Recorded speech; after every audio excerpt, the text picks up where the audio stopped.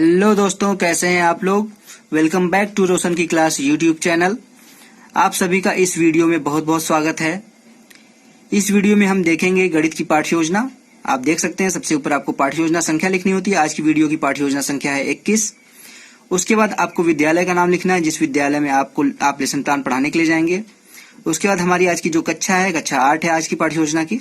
वर्ग है अ, विषय है गणित का, उप विषय है अंक गणित का, कालांश है प्रथम, अवधि है 40 मिनट की और दिनांक आपको डेट डालनी है यहाँ पे उस दिन जिस दिन आप विद्यालय में पाठ्य योजना पढ़ाने के लिए जाएंगे। उसके बाद हम चलते हैं आज का, देखते हैं प्रकरण क्या है। तो प्रकरण हमारा आप देख सकते हैं, प्रकरण हमारा है समय और दूरी। प्रकरण के बाद हम देखते हैं सामान्य उद्देश्य। सामान्य उद्देश्य में मैं पहले ही बता चुका हूँ सभी वीडियोज में कि सामान्य उद्देश्य में वो पॉइंट लिखे जाते हैं जैसे आपका विषय है गणित और उप विषय है अंक गणित, तो इन दोनों सब्जेक्ट्स को, विषयों को पढ़ाने से बच्चों में किन किन चीजों का विकास होगा उसके बारे में यहाँ पे पॉइंट वाइज लिखा जाता है। इसमें आप मिनिमम 4 से 5 पॉइंट लिख सकते हैं और मैक्सिमम 8 से 10 पॉइंट लिखा जा सकता है इसमें। सामान्य उद्देश्य में देख लीजिए, पहला पॉइंट है छात्रों को गणित विषय में रुचि उत्पन्न करना, छात्रों में गणित को व्यवहारिक जीवन में उपयोग करने की क्षमता का विकास करना, छात्रों में बौद्धिक क्षमता का विकास करना। चौथा है छात्रों को गणित के शर्तों व नियमों से परिचित कराना और पांचवा है छात्रों में अनुशासनात्मक गुणों का विकास करना। ये था सामान्य उद्देश्य के पॉइंट। अब इसके बाद चलते हैं हम अपने विशिष्ट उद्देश्य की तरफ। यहाँ पे आप देख सकते हैं विशिष्ट उद्देश्य में 5 पॉइंट लिखा गया है। विशिष्ट उद्देश्य में आप मिनिमम 3 पॉइंट लिख सकते हैं, मैक्सिमम 5 से 6 पॉइंट भी लिखा जा सकता है इसमें। विशिष्ट उद्देश्य में आपको अपने प्रकरण यानी कि टॉपिक से रिलेटेड यहाँ पे पॉइंट लिखने होते हैं, जिसको पढ़ाने से बच्चों में किन किन चीजों का विकास होगा उसके बारे में यहाँ पॉइंट वाइज लिखा जाता है। यहाँ पे आप देख सकते हैं पहला पॉइंट है छात्र समय दूरी के बारे में अवगत हो सकेंगे। दूसरा पॉइंट है छात्र समय दूरी को परिभाषित कर सकेंगे। तीसरा पॉइंट है छात्र समय दूरी से संबंधित उदाहरण दे सकेंगे। चौथा पॉइंट है छात्र दैनिक जीवन में समय से संबंधित समस्याओं को हल कर सकेंगे और पांचवा पॉइंट है छात्र संबंधित ज्ञान का उपयोग उच्च अध्ययन में कर सकेंगे। ये था विशिष्ट उद्देश्य। विशिष्ट उद्देश्य के बाद हम चलते हैं अपने शिक्षण सहायक सामग्री की तरफ। शिक्षण सहायक सामग्री में आपको लिखना है लपेट श्यामपट्ट, चौक, डस्टर, संकेतक आदि। यहाँ पे उन सभी चीजों का शिक्षण सहायक सामग्री में नाम लिखना है जिन जिन चीजों की आप सहायता लेसन प्लान पढ़ाते समय लेंगे। उसके बाद शिक्षण सहायक सामग्री के बाद हम चलते हैं अपने पूर्व ज्ञान की तरफ। पूर्व ज्ञान में आपको देख लीजिए यहाँ पे 2 पॉइंट लिखा गया है। पहला पॉइंट है छात्र समय से संबंधित सामान्य जानकारी रखते हैं और दूसरा पॉइंट है छात्र दूरी की अवधारणा से भी अवगत है। पूर्व ज्ञान के बाद हम चलते हैं अपने प्रस्तावना प्रश्न की तरफ, जो कि किसी भी लेसन प्लान का सबसे इंपॉर्टेंट पॉइंट होता है। प्रस्तावना प्रश्न में आप लोगों को सबसे पहले बता दूं कि इसमें मिनिमम 3 प्रश्न पूछ के अपना प्रकरण निकालना होता है और मैक्सिमम इसमें 5 से 6 प्रश्न भी पूछा जा सकता है। इसमें देख लीजिए प्रस्तावना में आपको सबसे पहले 3 कॉलम बनाने होते हैं, क्रम संख्या, छात्राध्यापक कथन और छात्र छात्रा क्रिया। इसमें पहला प्रश्न है गणित का क्या उपयोग है, तो बच्चे बता देंगे। समय देखने के लिए, समय को कितने भागों में बांटा गया है, तो बच्चे बताएंगे 2। समय के दोनों भागों के नाम बताइए, तो बच्चे बताएंगे, छात्र छात्राएं बताएंगी पूर्वाह्न और अपराह्न। चौथा यहाँ पे प्रश्न बच्चों से पूछिए पूर्वाह्न और अपराह्न का समय कब से कब तक का होता है, तो बच्चे बता देंगे पूर्वाह्न रात्रि 12 बजे से दोपहर 12 बजे तक तथा अपराह्न दोपहर 12 बजे से रात्रि 12 बजे तक होता है। इसके बाद 5वां प्रश्न यहाँ पे पूछिए दूरी की परिभाषा क्या है, तो बच्चे इसका उत्तर नहीं दे पाएंगे तो निरुत्तर हो जाएंगे। इसको आप समस्यात्मक प्रश्न भी लिख सकते हैं। इसके बाद देख लीजिए यहाँ पे हमारा प्रस्तावना प्रश्न यहाँ पे कंप्लीट होता है। एक बार पूरा फिर से देख लीजिए एक साथ नजदीक से भी।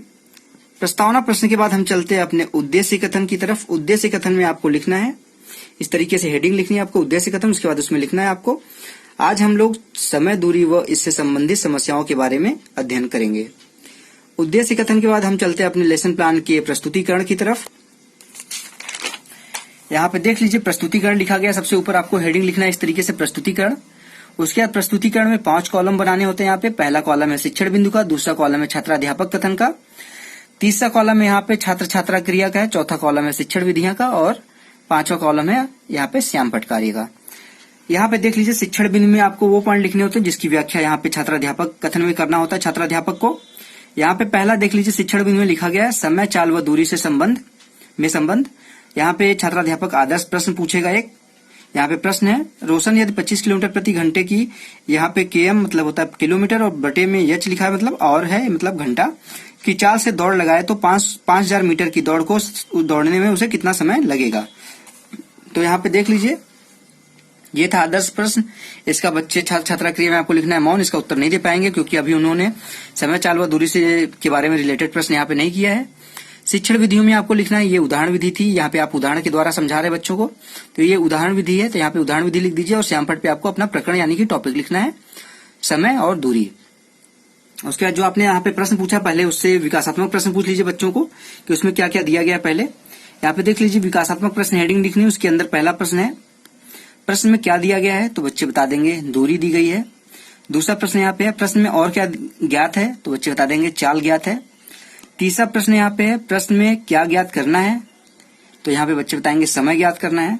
और चौथा प्रश्न यहाँ पे बच्चों से पूछिए आप कि समय ज्ञात करने का सूत्र क्या है, तो बच्चे उसका उत्तर नहीं दे पाएंगे, मौन हो जाएंगे। तो इसके बाद आप छात्राध्यापक हैं तो छात्राध्यापक कथन में आप उसकी व्याख्या करिए। समय ज्ञात करने का सूत्र होता है, उनको बताएंगे, उनको पता नहीं है इसके बारे में, तो यहाँ पे बच्चों को बताएंगे समय ज्ञात करने का सूत्र होता है समय बराबर होता है दूरी बटे चाल। इसके बाद यहाँ पे सामने आपको लिखना है, यहाँ पे प्रश्नीकरण विधि, यहाँ पे आप प्रश्न पूछ रहे थे विकासात्मक प्रश्न, तो ये हो जाएगा प्रश्नीकरण विधि। और श्यामपट्ट पे आपको दूरी बराबर होता है चाल गुणे समय, तो समय बराबर हो जाएगा दूरी बटे चाल। इसको श्यामपट्ट पे लिख देना है बच्चों को, जिससे दिख जाए और वो आसानी से अपनी कॉपी में नोट कर सकें इसको। उसके बाद यहाँ पे शिक्षण बिंदु में देख लीजिए, यहाँ पे दूसरा पॉइंट है मीटर को किलोमीटर में बदलना। किमी का मतलब होता है किलोमीटर।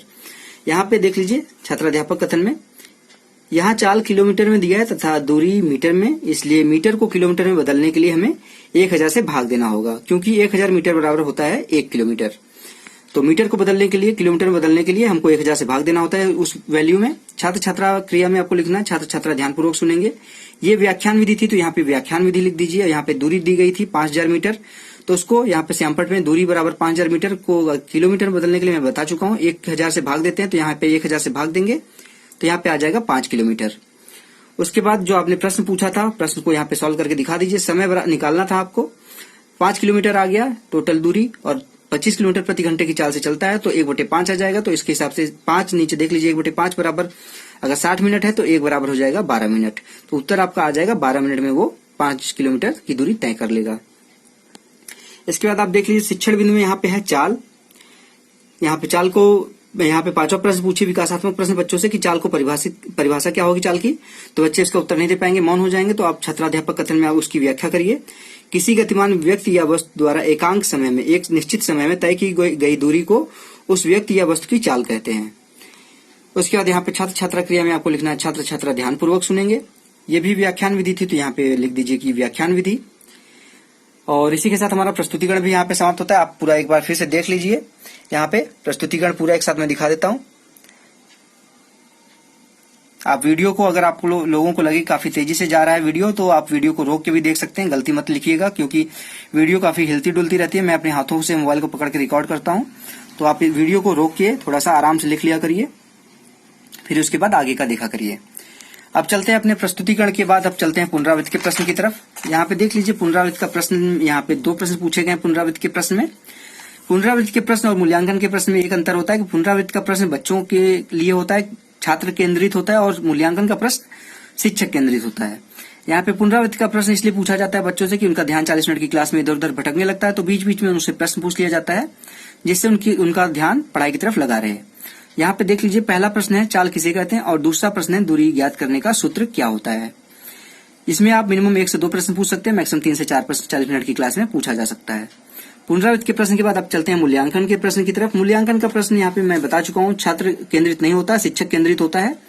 तो शिक्षक केंद्रित होने का मतलब है कि यहाँ पे शिक्षक अपना मूल्यांकन करता है कि उसने आज की जो क्लास में 40 मिनट की क्लास में पढ़ाया है वो कितने अच्छी तरीके से पढ़ाया, कि बच्चों को कितनी अच्छी तरीके से समझ में आ गया, इसका मूल्यांकन करता है। यहाँ पे भी आप मिनिमम 1 से 2 प्रश्न पूछ सकते हैं, मैक्सिमम 3 से 4 प्रश्न इसमें भी पूछा जा सकता है।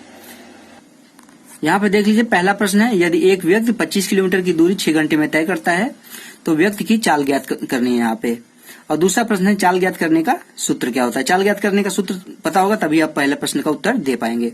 उसके बाद हम चलते हैं अपने गृह कार्य की तरफ, यानी होमवर्क की तरफ। होमवर्क बच्चों को दिया जाता है घर से करके लाने के लिए। यहाँ पे आप 1 से 2 प्रश्न भी दे सकते हैं, जिस हिसाब से आपने 40 मिनट की क्लास में कंटेंट पढ़ाया उसी के हिसाब से आप यहाँ पे प्रश्नों की संख्या रख सकते हैं।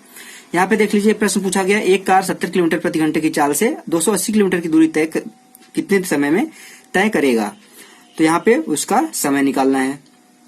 तो ये था गृह कार्य के साथ हमारा आज का लेसन प्लान यहाँ पे समाप्त होता है। आशा करता हूँ आज का लेसन प्लान आपको पसंद आया होगा। ऐसे ढेर सारे लेसन प्लान मैं रेगुलर बेसिस पे यहाँ पे अपलोड करता रहता हूँ, जिसके लिए आप रोशन की क्लास यूट्यूब चैनल को सब्सक्राइब कर लीजिए। अपने दोस्तों को भी बोलिए रोशन की क्लास यूट्यूब चैनल को सब्सक्राइब करें, जिससे उनको भी लेसन प्लान बनाने में कोई दिक्कत ना आए।